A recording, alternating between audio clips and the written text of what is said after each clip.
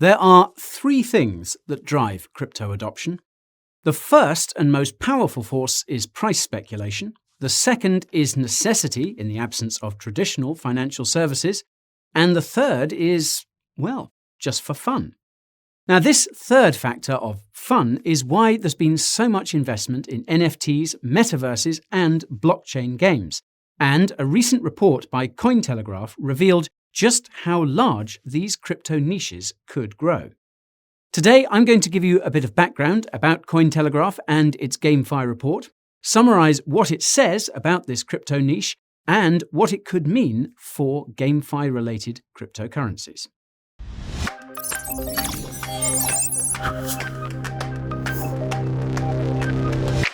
Before we get on with the show, there's something you need to know. If you're here for financial advice, the answer, I'm afraid, is no. Education and entertainment are the only things I bestow. Please contact a financial advisor for help with your portfolio. If this is your first time at the channel, my name is Guy, and I know crypto can be a hassle. That's why I explain complex crypto concepts in ways you can handle. Coins, tokens, news, and reviews are just a few of the topics I tackle. If you want to join me in my crypto battle, the subscribe button and notification bell are where you must travel. That's all you need to know from my side. Let's dig into CoinTelegraph's recent report about GameFi. If you're unfamiliar with CoinTelegraph, you must be very new to crypto. That's because CoinTelegraph is one of the most popular crypto news sites out there. But besides news, CoinTelegraph also publishes crypto reports, and since 2020 it has published over 20 in-depth reports about different crypto topics. However, it seems most of them flew under the radar. Now, this might have something to do with the fact that CoinTelegraph only announced the launch of its dedicated crypto research terminal about 2 weeks ago. What's awesome is that most of CoinTelegraph's crypto reports are free. There are, of course, paid crypto reports too, and even paid databases about crypto regulations and crypto VC companies. The About section of CoinTelegraph's new research terminal reveals that its in-depth crypto reports are written by a team of about a dozen crypto researchers, many of whom have earned a doctorate degree. CoinTelegraph's research team is headed by Dr. Demelza Hayes, a Forbes 30 Under 30 recipient with over a decade of experience working as an advisor for crypto projects like Dash, serving as a crypto fund manager, and even 2 stints with the United States Department of State. The crypto report I'll be talking about today was released just 2 days after CoinTelegraph announced the launch of its crypto research terminal, and as you've probably gathered by now, it's about blockchain gaming. Now, most of the findings in the report come from the CoinTelegraph research team's analysis of 5 of the most popular play-to-earn crypto games, specifically Axie Infinity, Splinterlands, Bomb Crypto, Alien Worlds, and DeFi Kingdoms. The researchers cite the massive amounts of money that are still being poured into blockchain gaming as evidence that some GameFi-oriented crypto projects could continue to see significant growth during the crypto bear market, hence why they wrote the report. I'll quickly note that CoinTelegraph is one of the resources we use as part of our own crypto research, and if you're curious about what other research resources we use, check out the link in the description. Now, sit back and relax while I unpack CoinTelegraph's GameFi report. Note that you can find a link to the full report in the description, as well as a link to CoinTelegraph's research terminal.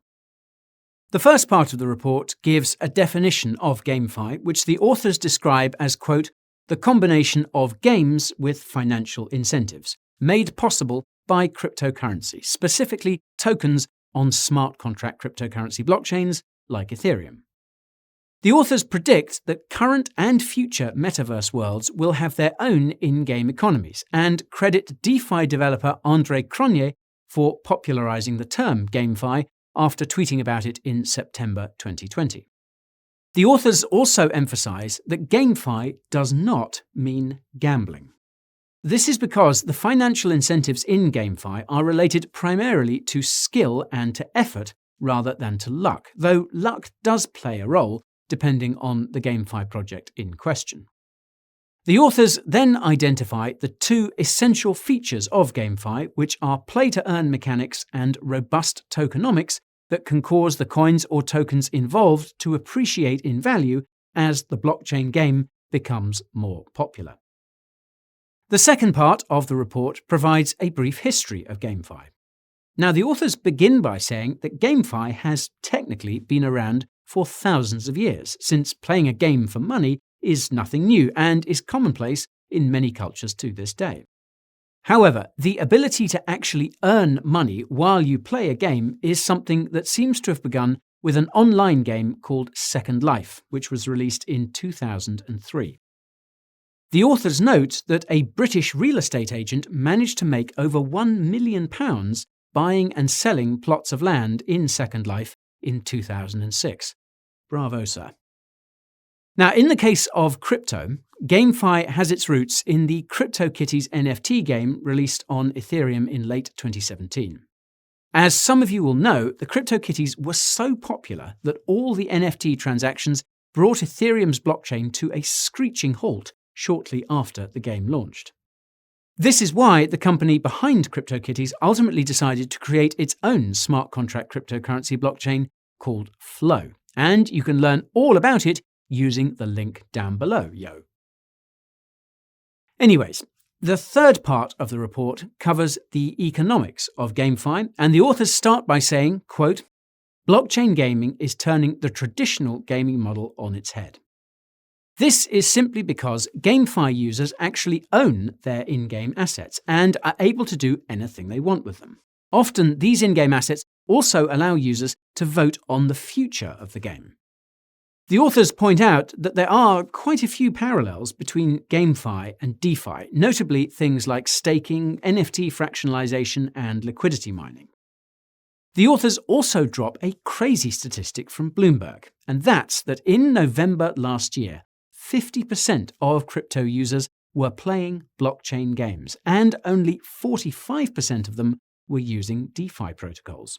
In other words, the popularity of blockchain games exceeded the popularity of all other decentralized applications for the first time in crypto's history, which is a big deal to say the least.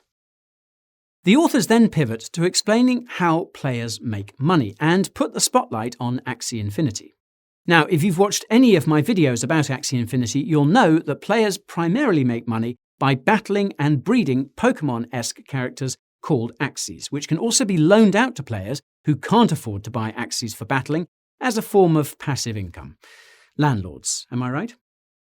Now, jokes aside, this has become a legitimate business model, and a number of gaming guilds have proliferated to serve this demand. More about them in the description. The authors go on to highlight the more than $4 billion in NFT sales that have taken place on Axie Infinity's marketplace so far, a figure that's nearly double that of the second most traded NFT collection. That's CryptoPunks, for anyone wondering. The authors seem to be pretty bullish on Axie Infinity's AXS token, its SLP token, and the RON coin used on Axie Infinity's Ronin sidechain, because, quote, Axie Infinity is becoming a digital nation with a real economy, while use cases for AXS, SLP, and RON grow. The author specified that the reader should be on the lookout for Axie Infinity's upcoming land releases, as they could offer an opportunity to get in at a good price. They said it, not me. The authors then turn to another blockchain game called DeFi Kingdoms, which I'm admittedly not all that familiar with, but I can't deny that it sounds pretty damn cool. That's because DeFi Kingdoms apparently involves representing liquidity in DeFi protocols as NFT gardens with, quote, blooming plants that grow in accordance with their yields. Now, unbeknownst to me, DeFi Kingdoms was built on the Harmony blockchain, and the authors note that it briefly became the top-ranked dApp by users according to dApp Radar, which makes sense given that DeFi Kingdoms still sees tens of thousands of users per month to this day. If you want to learn more about Harmony, you can check out my most recent video about the project using the link in the description. Anywho, after going over Alien Worlds, Splinterlands, and Bomb Crypto, the authors compare all 5 games on a series of metrics. The first metric is the number of daily active users, and as you can see, Alien Worlds and Bomb Crypto are in first and second places, with Axie Infinity in third. Now, there seems to be something wrong with this statistic because, at its peak, Axie Infinity had over 700,000 users per day, well above what both Alien Worlds and Bomb Crypto were seeing at their peaks. I suspect this has something to do with the fact that most of the activity on Axie Infinity is occurring on the Ronin sidechain, which apparently isn't being tracked as accurately as other blockchains. In any case, the second metric the authors assess is total value locked, or rather, the total amount of money that's been invested in each game by its players. As you can see, players of Axie Infinity and DeFi Kingdoms each spent over $2 billion, with the other 3 blockchain games requiring their own separate chart to be visible. I again suspect that something is off with this statistic because the market cap of Harmony itself maxed out at around $4 billion, and the total value locked in Harmony's DeFi protocols maxed out at $1.5 billion. The third metric the authors assess is volume, or rather the amount of money coming into each blockchain game on any particular day. Not surprisingly, Axie Infinity and DeFi Kingdoms take the medals, and the sheer difference in volume between these two suggests that Axie Infinity is in fact leading by a wide margin on all these metrics.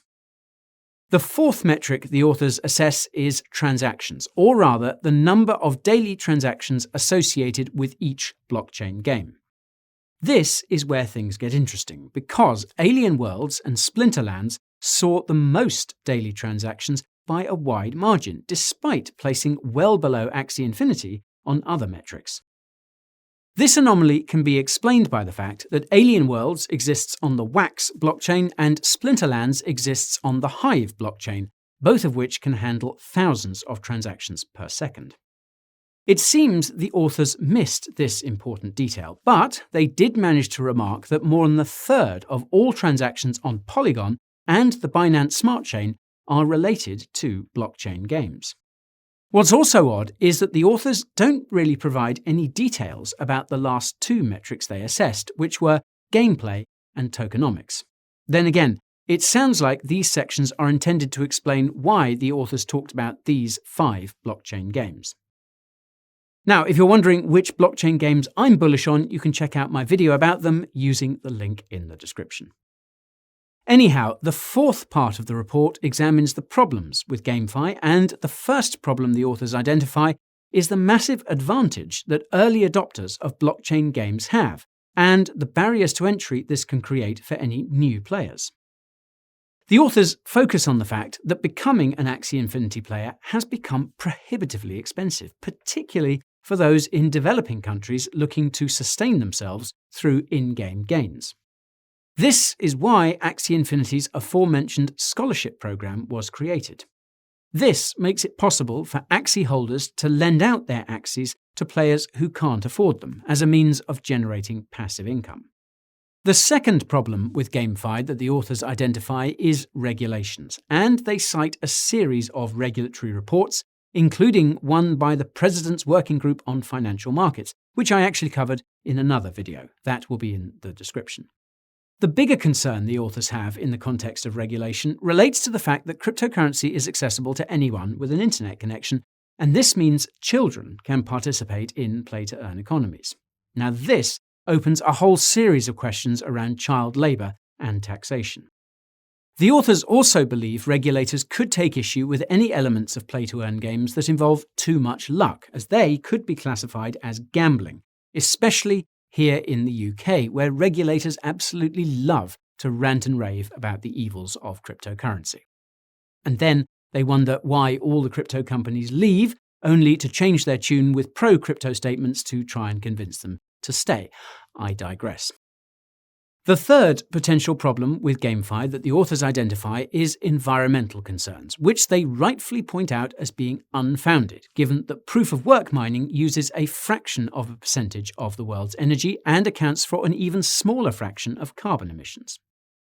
The authors also underscore the fact that, quote, industries need energy, period, and that, quote, demanding that this new industry just use no energy at all is nothing but a death wish. That is legit. The fifth part of the report relates to property rights in blockchain games, which is again one of the primary selling points of GameFi projects. The authors commence by calling out one of the criticisms of cryptocurrencies, and that's that the value of most cryptocurrencies is based on nothing but speculation. The authors commence by calling out one of the criticisms of cryptocurrencies, and that's that the value of most cryptos is based on nothing but speculation. They then counter with the point that the derivatives market, which is estimated to be worth more than $1 quadrillion, essentially consists of nothing more than speculative bets on whether the prices of assets will go up or down.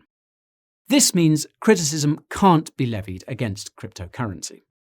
The authors then present this image from another research paper by the Huobi cryptocurrency exchange, which identifies two so-called degrees of freedom that GameFi provides: free trading of in-game materials and free trading of in-game currency.